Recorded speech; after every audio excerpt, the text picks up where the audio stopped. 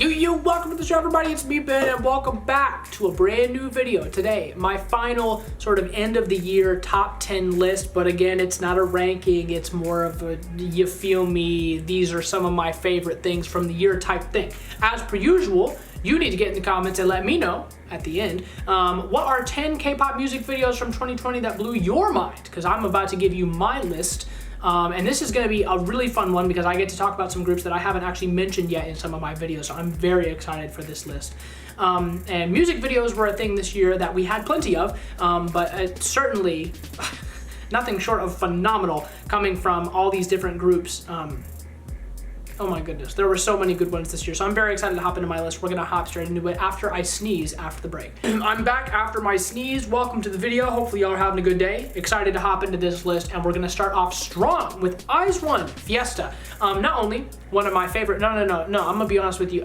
Fiesta probably is tied for my favorite IZ*ONE title track with La Vie en Rose, but Fiesta is a phenomenal music video. Those quick edits, especially around the dance break and everything, it's phenomenal. I've gone back and watched it so many times at this point that, goodness gracious, I don't even want to know how many times I've watched it, but the point is a lot. I've done my streaming service to IZ*ONE. Hopefully you have as well, because those girls deserve all the support in the world. But easily one of my favorite music videos of the year, had to put it on my list. Coming up next also shouldn't be a shock to any of you. It's Irene and Seulgi's Monster. Irene absolutely nailed the entire album as a whole, but this music video for Monster was ridiculous, man. And for those of y'all that saw my reaction, you know I flipped. I was not mentally prepared at all for what that music video was going to be. I think it's actually one of my most watched reactions this year as well. But in general, I still go back to this video at least once or twice a week just because I like to be sort of slapped in the face with visuals every so often. On to my next one, the third one on my list. Once again, it's not a ranking, it's just the third one that I happen to put on my list, is ATEEZ's Inception. Now, Thanks was also an incredible music video, but I definitely preferred the way that Inception made me feel. Not just in regard to the song, but there's something about the vibe of the music video that feels extra dark, extra, almost kind of desperate, in a good way, and I love that. I thought the music video was phenomenal. I've watched it more than even a lot of these on this list. I've watched that one even more than some of these on this list, so it absolutely had to go on the list as well.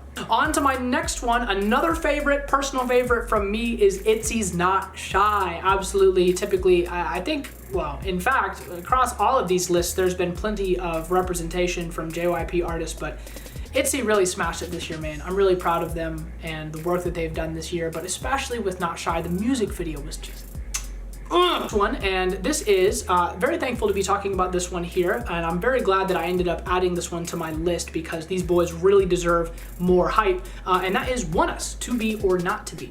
To Be or Not To Be. It's a bop of a song, and if you haven't seen the music video, you need to make sure that you go do that.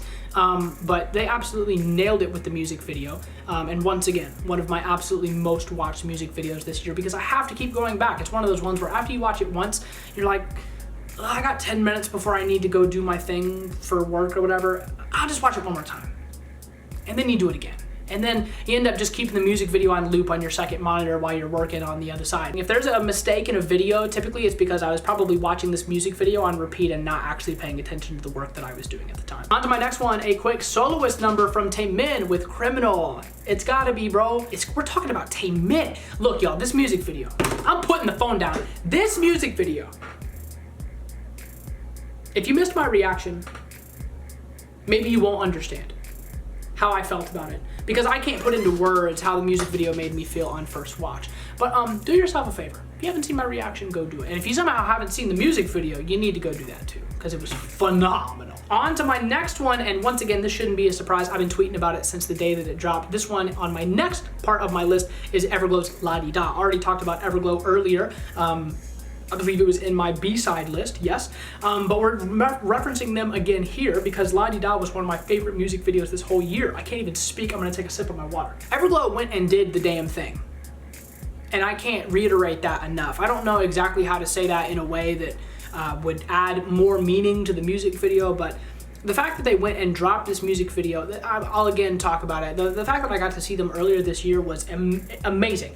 But now I just feel the need to see them even more so than I did earlier because I need to see songs like La Di Da live. I think La Di Da might actually be my favorite Everglow title. And that's kind of hard to say because They have so many good titles already. But look, the point is the music video. That's why we're here right now. We're here to talk about the music video.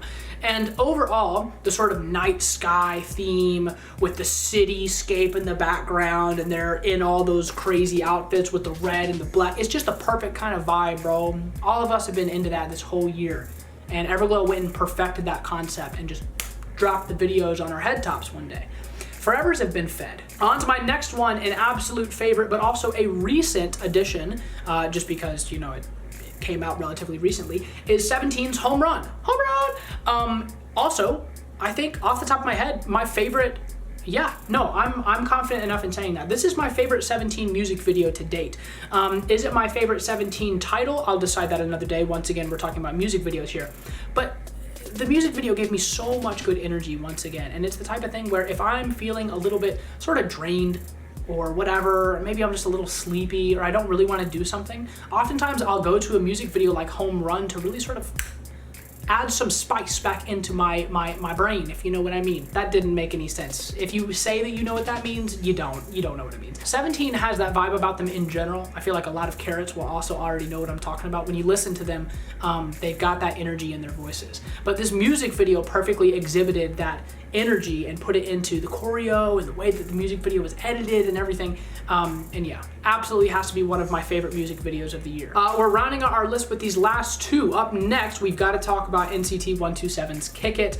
Absolutely one of my favorite videos of the entire year. If you missed my reaction, it's actually one of my most viewed on the channel. It might actually be second most viewed on my channel, I believe, which is kind of embarrassing, to be honest, because that video was basically me drooling over every single member. And that's fine, because that's what I do on this channel. That is something we do on a daily basis. We drool over the groups that we love. But yeah, a lot of people have seen me freak out over how incredible the music video was, between kicking the camera and switching it up and doing the different outfits and everything. It was just an awesome music video for the song, and I thought they did a really good job. And ever since, I didn't realize I loved the combination of black and yellow together as much as I thought I did, but Kick It kind of reminded me, damn, this is a really fire color combination. And then onto our last one of the video. It's a big one, it's an important one. It's also a heavily debated one, and that's okay, but I'm still putting it on my list because I personally very much enjoyed watching the music video, and that is aespa's Black Mamba. Definitely has to be on there. A really interesting song, but once again, we're talking about music video, and overall, the entire energy of the video was crazy. Obviously, I would have maybe not done the part with the snake as much, just because that scared the out of me, and a lot of y'all got to laugh at me for that, and that's all well and good. But I think the aespa girls did a really good job of conveying their sort of, hey, we're here to sort of take over the industry kind of vibe in that video. It was a very strong debut, of course, but there was a lot of really incredible little editing things that were happening. And obviously at the end of the day, I can talk as much as I want about how much I love editing, but I don't really understand how it works. All I do is edit on Premiere. You know, I'm not special. But it was a phenomenal music video, and I really enjoyed watching it. And despite a lot of the sort of controversies that people have been bringing up about it, that sort of initial impact and initial review from me was really impactful. And that's why it's got to be on my list, because I still to this day go back and watch it almost every single day. But yeah, man, that's pretty much it for me. And by pretty much it, I mean that's like actually it. That is all of our lists for the year done. Now, I could have done some more, but I didn't want to sort of bore you guys with the concept. I think 5 videos for different topics in regards to K-pop for the year is good enough. Surely, yes, I think so at least. But yeah, I had a lot of fun putting these videos together. Thank y'all for being in the comments and being respectful, of course, as always, and helping me through this. But that's it for me. That's it for 2020 is the thing as well. That's really crazy to think about, that this shit show of a year is finally almost over. But like I said, and like I've been saying all week, as much as this year was really hard for a lot of us, myself included, the music that came out this year was even more encouraging than normal, even more inspiring than normal. Anytime we got a new release from any of my favorite artists, it was exactly what I needed to hear at the time. And I'm not sure how they managed to do that. I guess it's because a lot of us are all going through the same thing at the same time, and that's maybe why. But in some ways, I will miss this year. Very few. But ultimately because that sort of bond that I got to create with these artists was very special.